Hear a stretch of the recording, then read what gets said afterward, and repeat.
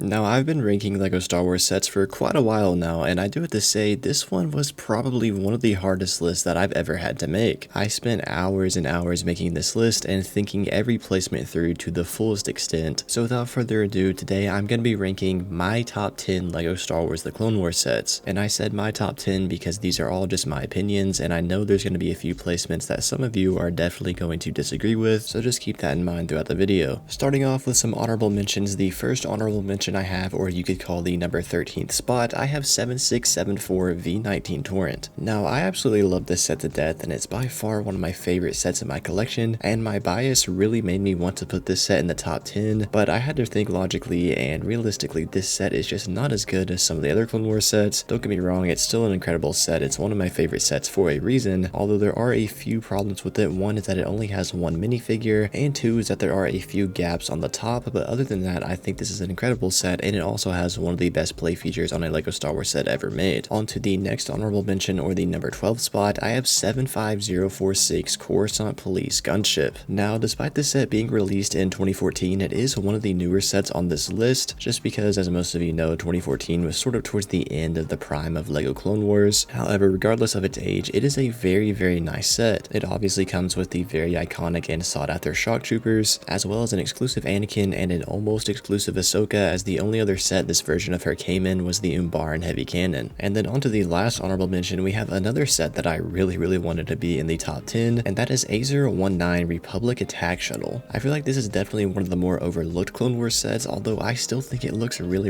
good. I also just love the look of most LEGO shuttles, so there might be a little bit of bias there. However, I still think this set gets overlooked as it was only $60 for 636 pieces, and it's also a really cool looking and pretty big looking model, and you get a clone trooper and a clone pilot in Mace Windu, although I wish it would have came with 2 clone pilots instead of just another clone trooper. Now moving on into the official top 10, at the number 10 spot, I have 7964 Republic Frigate. It has 1015 pieces and had an original retail price of $120, and if you want this set new sealed in the box today, it's currently going for around $600 to $700, and the reason for that is because of its very exclusive minifigure lineup, which I will get to in a minute. However, I want to talk about the build first, and I do have to say the build is not really that good, and it's definitely not as good as people hype it up to be. Compared to an actual Republic Frigate, I do have to say this is pretty cluttered looking and disproportional, as the front of the ship with the big escape pod is just not as proportional as it should be to the back of the ship, especially the engines. And speaking of the engines, between the actual engines and the main body, there's just 2 thin plates. It should be at least 1 brick thick, but instead it's just barely 2 plates, and it just makes the front look bigger than the back, and it just makes the whole thing look disproportional, and it just doesn't capture the sleekness of a Republic Frigate at all. And you might be thinking, well, if that's the case, why is this set even in the top 10? And that is because, well, the minifigures. I mean, the minifigure lineup alone is worth well over $300, as all of them are exclusive except for the Yoda, and not only are these minifigures exclusive, 3 of these characters have never been made in LEGO forms since this set was released, that being the Phase 1 Wolfpack Trooper and the Phase 1 Commander Wolf, as well as Eth Koth. Quinlan Vos is an exclusive minifigure as well, although he was remade and updated in the 2016 Turbo Tank. And again, this minifigure lineup is really the only reason this set made the top 10, as I think the build is just not as good as people say it is, and LEGO really does need to remake this soon. Moving on to the number 9 spot, I have 7679 Republic Fighter Tank. This set was released in July of 2008 and retired in December of 2009. It has 592 pieces and had an original retail price of $50, and if you want this set new, it's currently going for around $300. Now, as most of you know, this is one of the most fan-favorited Clone Wars sets ever made, and it really does have this cult following because it's just, well, it's the Republic Fighter Tank. It's just a super cool set. Recently, there has been some talk online of people saying this set is not as accurate as the newer models, and I have to say that's kind of a complicated topic, as there's a lot of different pictures of this in source materials online, and in some pictures the Republic Fighter Tank looks small and sleek, and in other pictures it looks kind of big and bulky. And I'm pretty sure when this vehicle first appeared in the older Star Wars video games like Star Wars The Clone Wars video game, or even Battlefront 2 from 2005, it was a bit bulkier looking, and that's sort of what LEGO based this model off of. However, the newer models, especially the 2017 version, are clearly based off of the newer Battlefront 2, as it does look very sleek and very small in that video game, and LEGO obviously one-to-one recreated it in the newer models. However, I'm pretty sure this model was based off of the older video games, and that is why it looks a little bit bulkier, but it doesn't look bad. It still has a sleek look to it, and it's not super bulky and super oversized like people say, and I think it deserves the number 9 spot because of its status and just because of how cool it is. this. Moving on to the number 8 spot, I have 8037 Anakin's Y-Wing Starfighter. This set was released in June of 2009 and retired in December of 2010. It has 570 pieces and had an original retail price of $60 US, and if you want this set new today, it's currently going for around $300, with some going closer to $400. Now this set is absolutely gorgeous looking. I mean, the model is such an impressive design, especially for 2009. It is so sleek looking and it perfectly represents the Clone Wars Y-Wing, and I think without a doubt this set would easily hold up today in 2023, and I would have loved to put it higher up on this list just because I think the model is so good, although for some reason they made it Anakin's Y-Wing Starfighter and included Anakin and Ahsoka, and I've honestly just always had a problem with that. If this set would have included 2 clone pilots rather than Anakin and Ahsoka, it would probably be a top 5 Clone Wars set, but for some reason LEGO kind of fumbled the bag and just put Anakin and Ahsoka in there, and I just still don't understand why. However, the build is still just so good that I had to put it at the number 8 spot. Moving on to the number 7 spot, I have 8018 Armored Assault Tank. This set was released on January 1st of 2009 and retired in December of 2010. It has 407 pieces and had an original retail price of $50 US, and if you want this set new today, it's currently going for around $200 to $300. Now, as most of you guys know, this set is widely considered to be the best model of the AAT that LEGO has ever made, and I very strongly agree with that. I mean, this set would easily hold up today in 2023 as the model is just flawless, and the fact that it was released all the way back in 2009 and it would still flawlessly hold up today is very impressive, and this set rightfully gets a lot of attention, and people have kind of started to use that to say this set is overrated, and I don't think it's overrated at all. Just because it gets a lot of hype does not mean it's overrated. Like I said, the build is just absolutely perfect, and not to mention it has a perfect minifigure lineup as well, including 2 normal battle droids, 3 super battle droids, the ones that have the cannons on their arms, and then Yoda and a normal clone trooper, and 7 figures for a $50 set is just unheard of nowadays, and that combined with the flawless build just makes this overall a flawless set. I'd give it a perfect 10 out of 10, and I think it definitely deserves the number 7 spot. Moving on to the number 6 spot, I have a set that some of you might be surprised to see so high up on this list, and that is 75004 Z95 Headhunter. This set was released in January of 2013 and retired in December of 2014. It has 373 pieces and originally retailed for $50 US, and if you want this set new today, it's currently going for around $200 to $300. Now, like the Armored Assault Tank, this is another set that I would consider to be pretty much flawless. I mean, the build is just so cool looking. This has got to be one of the best LEGO Star Wars Starfighters ever made. It's so sleek and so thin. I mean, when you look at it, you can just tell that this is definitely a very fast ship, and I just love that. And not only does the build look awesome, it is complemented by 3 amazing minifigures. The one that obviously stands out the most is Pong Krell, as this is the only time LEGO has ever made him in a set. And then another minifigure that stands out is the Z95 Headhunter Pilot, which is my favorite minifigure in this set. This is the only time that LEGO has made a clone pilot with that specific helmet design, and I think it just looks incredible. And then lastly, you get a 501st Trooper, the same one that appeared in the 501st ATRT from the same year. And I mean, what more could you ask for? You get a perfect minifigure lineup and a super awesome looking build. This set definitely deserves the number 6 spot. Moving on to the number 5 spot, I have 7675 ATTE Walker. This set was released in July of 2008 and retired in June of 2010. It has 798 pieces and had an original retail price of $90 US, and if you want this set new, sealed in the box today, it's currently going for around $600. Now, this is a very iconic set, as most of you guys know, as it was the second ATTE LEGO had ever made, and it's also the biggest one that LEGO has made to date. It's definitely not the best one, as I do think the 2022 and 2013 versions are a little bit better. However, still, this set is very iconic, and it's iconic for a reason. It is a very large set that is very fun to play with, and it has a solid minifigure lineup, including the very first Captain Rex minifigure, as well as the very first Ahsoka minifigure and the very first Clone Wars Anakin. Although the set is not perfect, like I said, it's not the best ATTE LEGO's made, as there are quite a few large gaps, especially in the middle, although that can easily be overlooked as the rest of the build looks really good and there's a lot of play features and it has a pretty solid minifigure lineup, and that is why I put it at the number 5 spot. Making our way into the number 4 spot, I have 8098 Clone Turbo Tank. This set was released in June of 2010 and retired in July of 2012. It has 1,141 pieces and originally retailed for $120 US,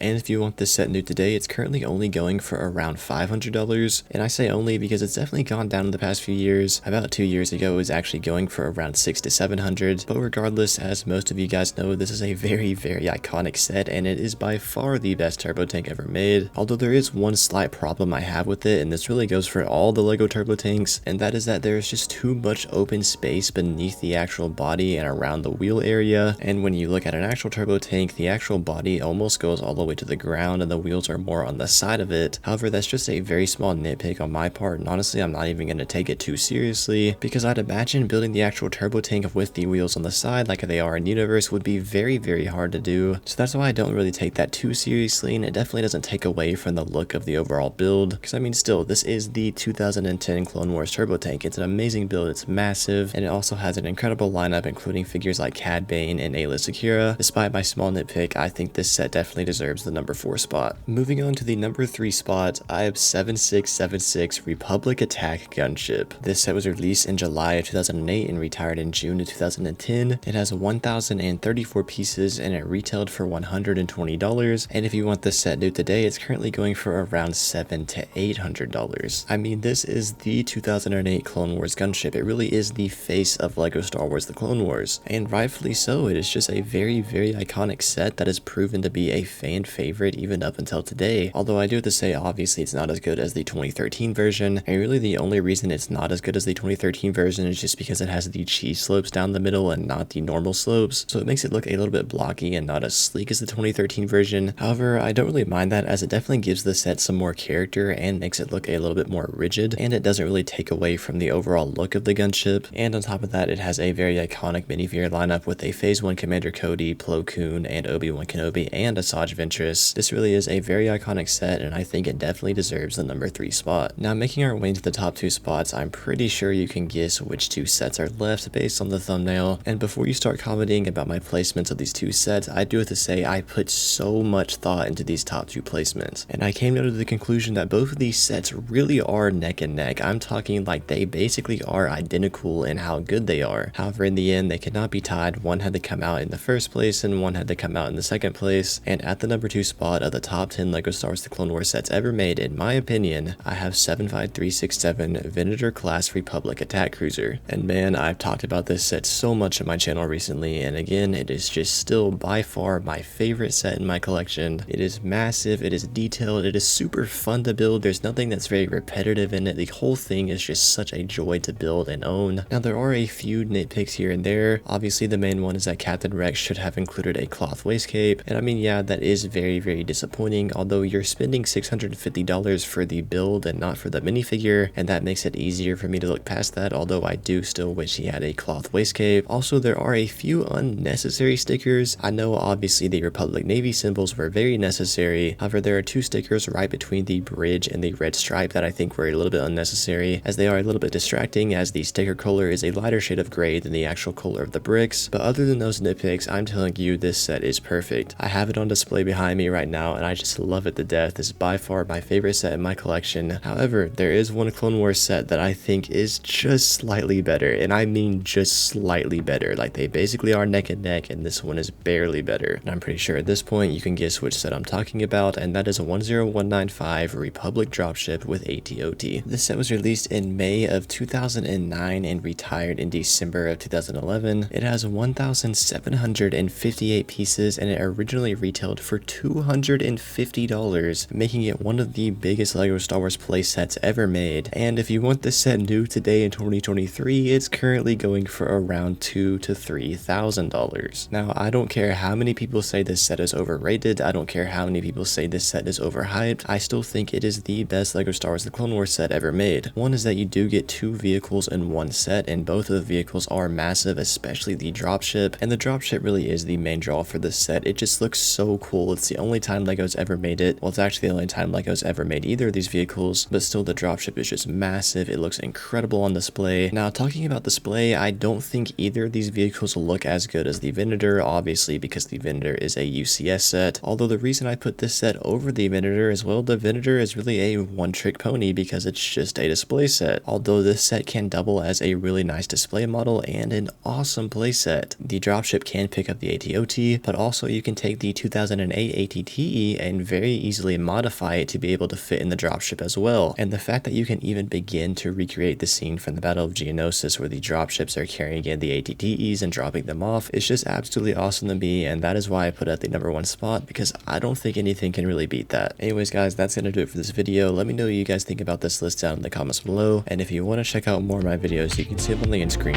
right now.